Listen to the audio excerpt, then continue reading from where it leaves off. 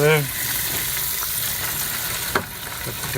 We got chowder in there too.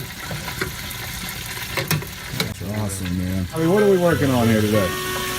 We're frying up the little Christmas oysters for the homecoming people. All right. People we don't see in a year.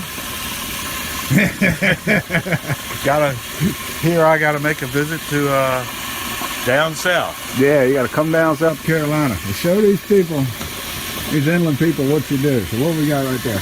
Well, we have a little bit of local oysters from the local river. Been shucked, ready to be cooked. Drain them off. Yeah. So we'll put them in a little cornmeal breading. Yep. And we're gonna got a little bit of seasoning in it too. Oh yeah. A little bit of Old Bay, not much, Bay. but just enough. Okay. All right. And got nice peanut oil. Ooh. Okay. 370. And fry them up for about 4 minutes and take them out. And here we go. Voila. Ready to eat. And that's how you do fried oysters at the Chesapeake Bay.